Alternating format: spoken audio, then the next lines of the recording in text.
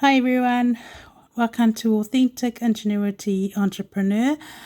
My name is Mina Crichton and I'm the narrator of my video clips, all my video clips. And so my YouTube channel contains evidence of my professional and my private life, my personal testimony. It's all about me and my personal journey on earth, also my court cases. And today's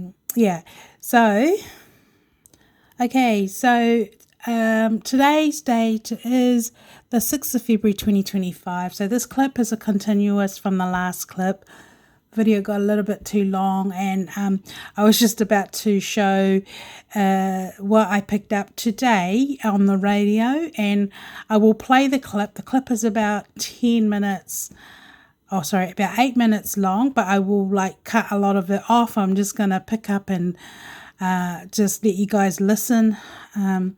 But in that way, you'll get to know what coding is. If you don't know what it is, it's easy for me to pick it up because they're talking about me in my private life. So, they can do their thing, but I know exactly who they're talking about. But before we do that, just keep in mind that I'm being used for money laundering purposes. I'm basically exploited, like the living off my energy, and I've spent years judging my soul. Okay, I think it started off more like cultures and just breaking the law and fault finding and digging up my past and just trying to find out things to use against me. And now it has actually backfired because I'm actually the original. And so I've been personally and legally dealing with all those issues in court. So just before I continue with the actual recording, just keep in mind this is a continuation from the last video clip. Got a little bit too long anyway, so I'm trying to keep the clips a bit shorter just for downloading. So I am linked to relationship scams, and this is how the global Commonwealth games they've used me for, like a generator. Okay, it is a trafficking in persons case, and it involves a lot of proxy hacking and a lot of people taking turns studying me and then abandoning me and stuff like that. So it's been quite horrific for me personally, but it does involve several perpetrators. It is a global game. The thing is, I don't know who are the perpetrators doing it because they're all in the middle. The whole idea of the game is the actual real perpetrators who are actually committing the crime is in the mix. And when I say it's in the mix, that means the real murderers, the real thieves, the people that are committing the crime is in the mix. It's in the mix of the public game. Okay, so I'm the original. And yes, I know I've been twin and glued like this, like how the bus is. I mean, it just took me ages. I was horrified when I got pushed out of my job and things became more and more obvious. I have to say, I was petrified because I knew that it shouldn't be happening, but it was. Okay, it's been really scary. And then I'll have people on the buses are staged. So I don't know who's premeditated it, but somebody has in advance. So everywhere I have gone out in public, all my footsteps out in public, everyone where I've gone in that environment is a suspect. Okay, is a suspect of a conspiracy crime. And because what's happened to me has been under the camera. So the people involved going backwards has been Moana, it has been Iko Haronga, has been Amy Denton and Natalie Nascuso, it has been other women. Apparently Henry's got a secret lover. They let me know because the game is so serious that they're hurting me. It's intentional. They're waiting for me to actually have a heart attack because it's that intimate. They're hurting me intentionally. My whole environment is contaminated. There's division. People end up turning on you. Yeah, so basically I've gone to the point since last year leading up to Christmas, made the decision I'm done. I'm absolutely done with what everyone's done to me. I'm not going to give up, and I'm going to expose the game, okay? So sometimes I go out and then these people talk to me indirectly or, just be rude and do their thing indirectly. And I have sometimes spoken back indirectly, okay? Because I know they're talking about me. So it's not because I'm talking to myself because I'm crazy, because I'm not. It's just that I'm just done with the game. I'm over it. And I'm frustrated that I've been left in a situation out of my control where people continue to abuse and steal off me, okay? But in saying that, before I go, I'm a kind of person, I think out loud. So in my home, in the privacy of my home, I do think out loud because I'm a deep thinker, and one way I learn things fast, especially when I'm researching, is I read out loud. It's like when you pray, I think out loud. Okay, I'm not crazy. It's just the way I find that I learn faster when I hear myself talk, and that is just one of my weaknesses. So I know that people have monitored me in my home and have interpreted that as some kind of a mental illness when it's not. Okay, I'm a deep thinker. I'm very private. I used to pray all the time out loud, but then I stopped because I realized that people were actually listening to me pray. So I've learned to pray to myself because our prayers are private. But this is what the surveillance are doing, invading people's private environment in their home and real intimate. But I have also found that they try and find out what you're doing, and then they're sabotaging or doing the opposite. Okay, so like one of my clips I put on, there's a post there I talk about they put words in your mouth or they make you eat your word. That's how intimate what they've done to me historically, okay? And I'm a witness to that, but that is exactly what they are doing. They are recording everything, and then they are in the mix, okay? In fact, somebody in the recording, I think it was with the Ministry of Justice, I think it was PSA Glenn Cooper, he said something in that conversation. He goes, it's in the mix, okay? So they knew what was happening to me. But they gave themselves away. They didn't expect me to survive what I've gone through because it's been that intimate.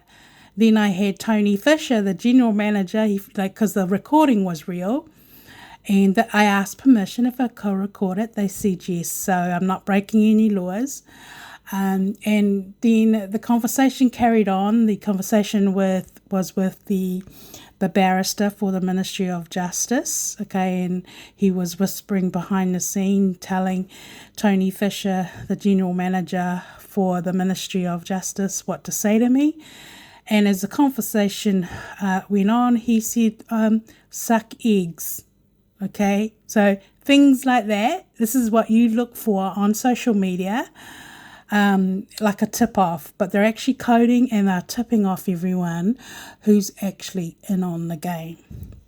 So I think everyone's got it. And then I've gone through also the evidence with the judgments, the unlawful strikes. They're even coding, like they're word coding individuals, which means the person is intimately used, like an object, like a product, to promote others.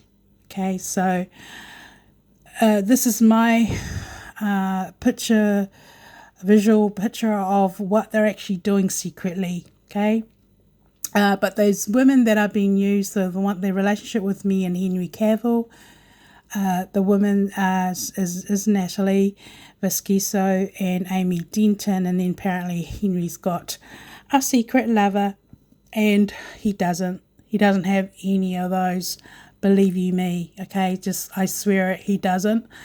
And the reason why I'm denouncing everything, because what everyone is actually doing in real life, you're committing very serious indictable offences, okay? But it's a warlike game, and quite obviously involving indirect offences. It's premeditated. I'm a left behind victim of crimes, and then they're just coming and going, and on the surface it's disgusting what they're showing me and what I hear, because I know they're talking about me, and sometimes they're mocking me. They're that intimate that they like to get into the person's mind, and then they go on social media and they try that. I just know. Okay, so it's in the mix. The evidence is in the mix. And pardon me. So the people involved are secret, like they've been told what to do. All they need to do is text, use their job, do the damage. Like they're already in there. Okay? So my case definitely falls under suicidal pact or aiding and abetting suicide. So Henry can actually charge everyone for that, the same thing, because that's what's happened to him. Definitely there's sufficient evidence that the corporate body's involved with me. That's what their intent was with me historically. Aiding and abetting suicide to try and make me commit suicide. It is serious violent offences. Everything is funny, okay? Their sense of humour is immature, it's childish, they are impaired citizens. They all think it's funny, okay? They all think it's funny to steal off innocent civilians and not get caught, okay? But visually, I'm just showing you guys all what I've experienced historically, and I've actually broken their code and I know all their secrets. So let's let the whole world how the game works, so then everyone has a chance to protect themselves. But it is called Jack the Ripper. Like whoever started what they started with me knew exactly what was going to happen down the line, but I've managed to survive all that, okay? The whole idea of the whole intimacy of the game is that the originals end up being depressed, okay? They're studying your emotions, and so anything good, they'll take away. Anything that makes you happy, they'll destroy. So they're like out destroying anything good to eventually, the whole idea is either your hits will happen or you'll end up, committing suicide, or you'll end up homeless. Okay, this is my version of what's happened to me. I'm a left behind case. I now have the upper hand to my enemies, because I now can put everyone in prison if I choose to, whether I live or die in this game. Okay, so aiding and abetting suicide is 14 years imprisonment. I've actually charged the Ministry of Health for that. City Med, I have actually charged them for organised crime for participating. I don't know, more charges could be laid because it's quite serious. But everybody else falls in that. Aiding and abetting, everyone who has participated falls in that. Aiding and abetting suicide on a person, and whether that is done by inciting councils, councils meaning, good example was, the doctors lied to Henry when they thought that what they actually described about Henry when they thought he it looked like he tried to commit suicide. But the doctor's explanation to Henry's mum like Henry's mum, keep in mind, she doesn't have the legal background or understanding. Like, she's an innocent civilian. She's devastated. She's gone through a hell of a lot. I'm using this as an example because I'm a witness to it. And the doctor said, because she went out for a moment, she never left his side because we both knew someone was trying to murder him. And we both worked together to protect him. Sorry about that. So we both worked together to protect him, but I'm using this as an excuse. And then his mum popped out quickly, left his side. When she came back, the doctors said to her, the doctors said to her that he tried to commit suicide. And then they basically telling her all negative things and gave her no hope. Like, she was devastated. And I didn't know what was going on. Okay, so this is a very good example of the evidence talking about things being intimate. Okay, so what actually happened was, I said to his mum, look, because what actually happened before that incident happened, a few hours or maybe the day before that incident actually happened, Henry was depressed and he was suffering from depression. And I understood that because with what he went through was horrific. So I talked him out of committing suicide because he wanted to end it. He was sick of it. He was under so much pain, and I kind of I just gave him the straight talk and called him a coward. And I wasn't gonna be try and sympathize and stuff. I just felt, nah, see, you're a coward. Why do you want to commit suicide for? And he was just depressed. He was, and I understand. I knew exactly where he's coming from because I've been there. And I said, but what about your mum? I said, what about the people that look up to you? That's not a very, the people look up to you and they, you're this, you're a good role model. And then they find out you committed suicide, and then you're going to let them know it's okay to commit suicide when things are tough. So I was actually I gave him the tough love kind of a talk. I called him a coward and he didn't like it. But eventually he snapped out of it. And he was okay. But then his mum went out the next day. Okay, this is the scenario I feel was very appropriate. And then she comes back, and then the doctors tell his mum that he tried to commit suicide, that apparently the nurse said that he yelled and screamed and kicked her out. He grabbed the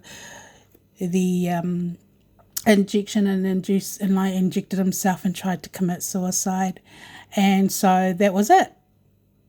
And Henry's mum was devastated. Then the doctor said, and they're listening to me, they hate my guts, and I don't care, I'm done. I am done, okay? I want people made accountable, but this is a good example of intimate privacy invasion. I mean, here's this guy living overseas, and I'm we're having this intimate relationship by texting in any way we can. And then we've got all these people in the middle being busybodies, retrieving our data, listening, watching us like we're criminals, serious. Anyway, sorry, I'm trying not to be angry. I am angry about the situation. So what actually happened was, I said to Henry's mum, she told me what happened, and the doctors actually told her that he was going to be brain dead. His body may never function properly again. He may not even, he sounded like he was going to be a vegetable. And at first I was gutted. I was mad at him too, by the way. I didn't tell him that. I think now he knows. But I was actually mad at him. It was after we had our talk, and then he goes and does that. But I didn't feel satisfied about what the doctor said. I thought, but his mother was devastated, and I asked her to tell me what to do, what happened. I said, tell me everything, word for word, exactly what happened. And then she told me, And I realized, and that gave me, that I realized that he didn't commit suicide. Not after me and his talk. He was fine after that because, I gave him the tough talking to and he was okay. And I thought, nah. And knowing him personally, he was a strong man. And I just know he's not a coward. I just know it. I mean, I've said I wanted to commit suicide, and I haven't. And rightly so, because the things we've gone through is so painful. But this is what this scientific experiment on human beings does when someone's trapped. So with that, Henry's mum texted me word for word, and I said, no, he didn't. I says, I don't care what the doctors are saying, Mum. We have to help him fight. So with that, I told his mum what to do. I told his mum, give him a bit of time because he couldn't move, no movements. We were scared. I thought we might, there was a chance we might lose him. So I said to his mum just to text me word for word everything, and she did. And then by that, I was able to tell her what to do. And then I said to her, as soon as he gets a little bit stronger, I said, I don't think he killed him. I don't believe, because I felt in my heart, God revealed to me that he didn't kill him. It wasn't him. But it didn't make sense what the doctors had said. Before I carry on, okay, so I know that there's this new injection where people can decide to commit suicide. I mean, in a situation like that, some people might go, okay, might as well let him die and give him the injection so he can die, okay? Without even thinking that the details that they've been given is not actually what actually happened. So I said to his mum, don't give up. I just prayed day and night for him. And so I said to his mum, whisper in his ear, Mum, keep talking to him like nothing, just keep talking to him, tell him I love him, tell him you love him, and just ask him whether to blink with an eye once or blink twice, once for no, twice for yes, and ask him, did he try and take the injection? And I just gave her a list of things for her to do. And she did that, and she came back, and we found out he didn't do it. And we had to wait for him to get better. But we did all this secretly between me and his mum, and this is what we were going through together, trying to help Henry stay alive and just to help him through the darkest journey of his life, okay? And so with that, he eventually came well, and I'm with him. I never left his side. I didn't feel, I never left his side through all the things he's gone through. And he eventually came right. And then, and today he's fine. Give God the glory, because today we showed the devil, he's a liar.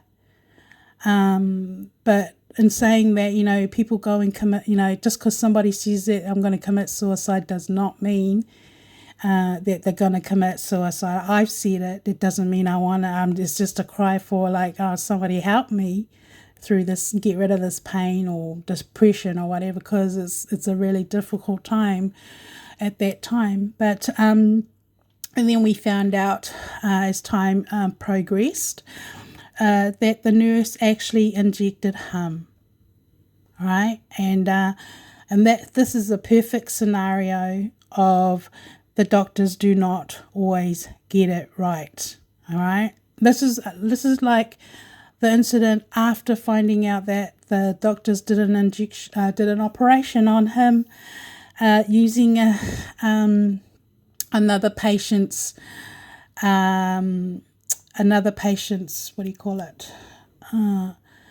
equipment, causing an infection. Then he had to go for a second operation. They are pretty big mistakes, okay? So I don't give credit to people who don't deserve credit, okay? You've got people's lives in your hands, and that's not good. So that is the truth of the matter. And today, Henry is doing well, and I'm so proud of him. But this would come under the whole incident. He suffered alone, and we both suffered alone actually, writing everything out. Falls under aiding and abetting suicide, and everything everyone's done to me falls on that too. Okay, here it is. It's called End of Life Choice Act 2 2019. I don't agree in that. Okay, not as a Christian, because biblically God speaks against it, because there is an afterlife. Okay, I know some religions don't believe in that, and if they don't believe in that, they don't care. Because, and even if you commit suicide, because it is actually committing suicide if you decide to end your life, because it's not your life to take, it's God's. Okay, plus it's not a good example for your family either.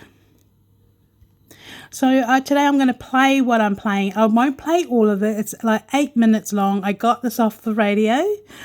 I will play and stop and point out what I picked up.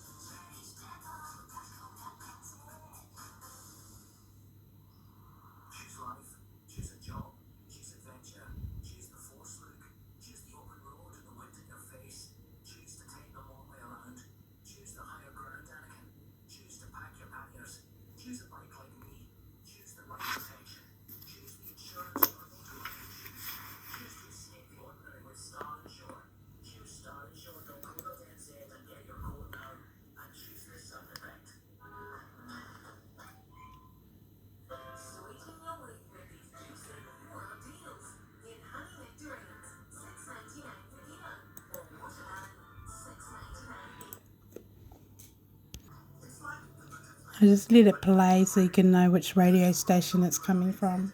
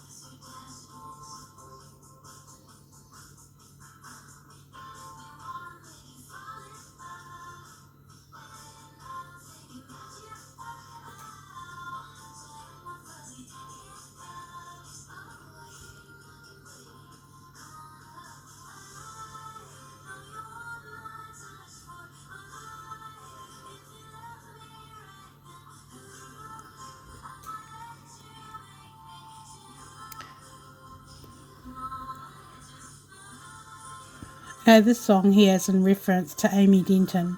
There's quite a lot of them out there. But musicians are actually using lyrics on songs as part of the game.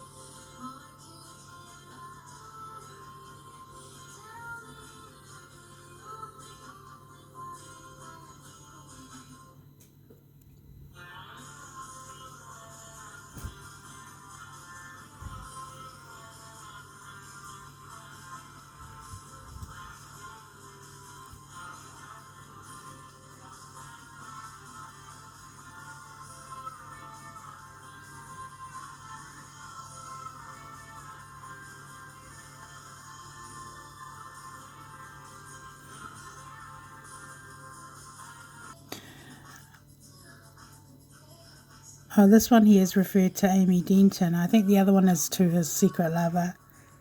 It's one or the other, but this one's definitely for Amy Denton. It's very disturbing because he's not doing anything like that. But it puts his life at danger, or anyone's life in danger.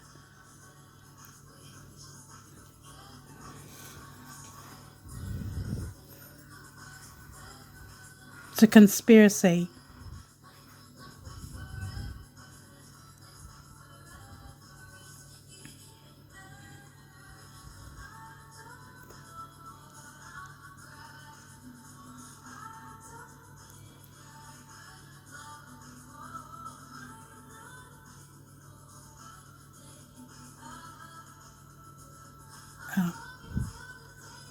Yeah, no, this is his secret lover, apparently.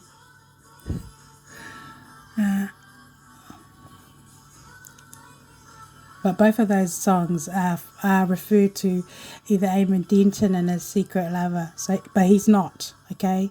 But then I've noticed also on social media that people in social media are saying he's doing this with this person, but he's not.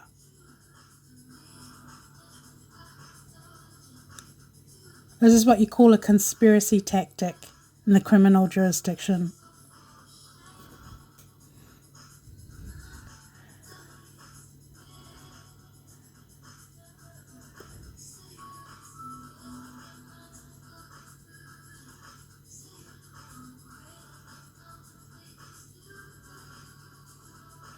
Okay, there's a part in here too that they've actually incited one of the defendants in my case. I'm not sure if it's back in the beginning. The case for New Zealand police.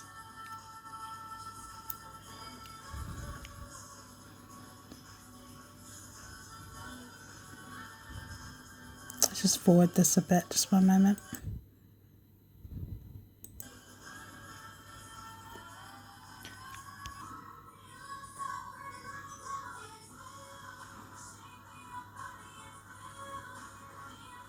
It's another song.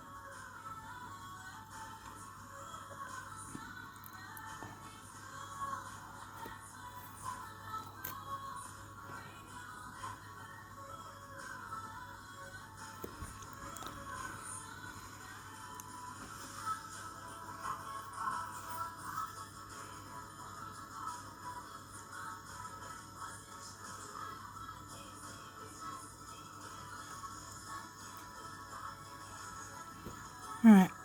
Okay, you'll have to actually replay the actual ad. But I picked up the word honey is actually in reference to somebody in my private life, and in between, like I can interpret it as them actually tipping off the public to steal. Okay, so that is actually what they're doing. Once an individual has gone through what I've gone through, everything's just done by the lyrics, and then it is a conspiracy, but it's a secret conspiracy by the public, by the government and those involved, and the whole idea is not to get caught. So I'll let this play, you guys can just find out for yourself, but in this ad, they have tipped off the public about who's in trouble in my case.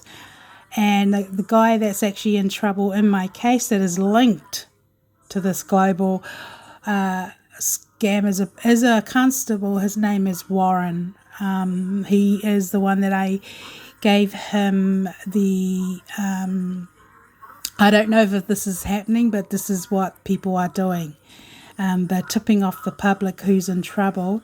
But he is the police officer that I gave him the statement of claim, and I served him at the public office, at his office at my local police station. I can verify him. I actually saw him twice, but I didn't want to talk about the notice of proceeding that I actually gave him because I was there for a different reason. And then I did an affidavit that the New Zealand police has been served twice, because they did. And then I've just gone through so much, it's not funny.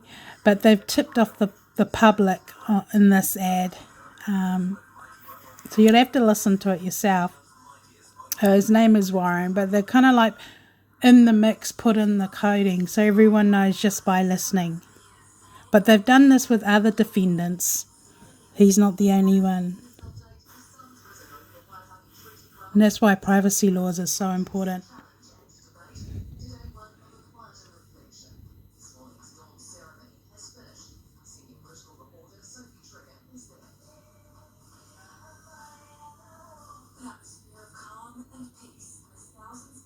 I mean, they used to use Echo's name a lot, but it's like, yeah, the other people have used it.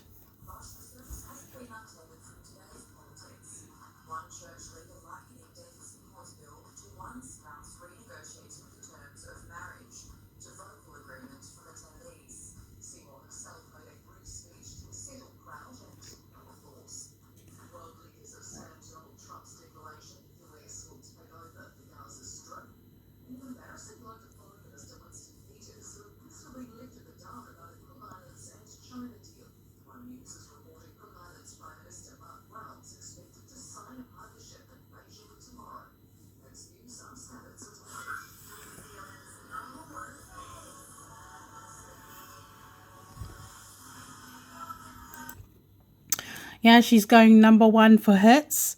She's actually inciting me to hit, because I'm actually represented as #1, because I've coded my relationships 1, 2, and 3. But she's inciting hits. Like, there's a lot of ads like that on radio. I've heard it, and they say it like a joke in the ad, but they're actually hinting to do hits. Okay, I mean, I just know what I'm talking about, but that is what they're actually doing, and the evidence is in the mix. It's in the ads. It's in the program. It's in it's a massive game, and obviously there's a lot at stake. Okay, so spiritually, the forces we are dealing with is either the forces is positive or the forces is negative. Okay, so you've got to keep in mind, before the times of generation of technology, these things were actually happening, okay, but we didn't have the problem with the technology as it is now, and now anybody can be an easy target. So it takes them to be able to study you, and they're just recording you, and you name it, they've done it to me, the worst of the worst. So they are actually animating people just by studying you guys, everyone, just through espionage and the misuse of devices. That is what they're doing. And then when you go out, and then you got all these people behaving like zombies, they're actually twinning you, and their intent is to steal down the line, whatever that may be. But they are using different people all the time, and what you're going through under the surface is exactly what you're going through when you go to court. They're doing the switching, twinning, using different people all the time. It's all part of the game to create mixed match evidence, so the no one gets caught or the finger is pointed to a specific person, part of the game. But unfortunately, with cases like this, it puts the whole corporate body or the whole government criminally responsible, and the members also that do participate. Okay. I was having my kayak time, and this came up, and I felt in my heart to put this out for those that are Christian, but it's actually very much spiritual, and it's very biblical, everything that I've gone through. I know people don't agree on me, like everyone has their own mindset and their own perspective of what a godly woman is, or when it comes to religion or stuff like that. But I believe in my own faith and my own purpose and my own journey. But this is what I picked up, just to show everyone that these people are definitely like bloodthirsty men, but it's really men and women, really, because it's a game. Okay, if it's easy if anyone if the enemy has got that opportunity to take over something, they would. And so, which means behind the scene, a lot of people have committed perjuries or bribery of some sort. But yeah, if you don't know your Bible, I think some people use it to excuse not actually exercising faith. But this is my journey. It belongs to me. You do you, and I do me. So this is what I've been up against. And I've already showed this. In real life, this is what I'm up against behind the scene historically. So, I nearly didn't make it. Okay, the whole idea is whoever gets caught up in this, these people don't want to get caught. So, but it's quite serious. Okay, so I just put here, I'm not racist, all right? I have, I've been the victim in my case. I have to describe what I see in my own eyes, what I've experienced, smell, sense. I have to describe the crime scene of what people are actually doing to me secretly. But this is what actually takes place behind the scene, and they are extremists. I mean, could be somebody that's an atheist. Other cultures and other religions, are different, like really different. Like when I got to know Henry, I didn't understand why he did what he did, a lot of things, but it was just the culture. It took me ages to understand it. But now that I've known him for like 21 months, I do understand it. And I've nearly walked away many times, but I haven't, because I just can't abandon somebody just like that, because I know what we're going through is absolutely real. And because I love him, of course. Okay, so this is what we're dealing with here. Okay, according to the law, it is cybercrime. Okay. At the end of the day, you could still end up being in prison. Okay, because it's quite serious.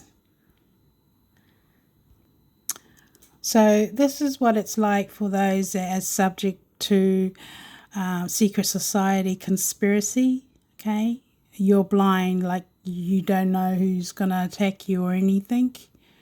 So basically you're reliant on common sense and being able to discern good and evil. Okay, everyone, so keep in mind, my case is a left behind case. All right. There is actually nothing that everyone can actually use against me in criminal in the courts that would actually stand legally. So I'm just going to go with it, and I'll leave it at that for now. Thanks.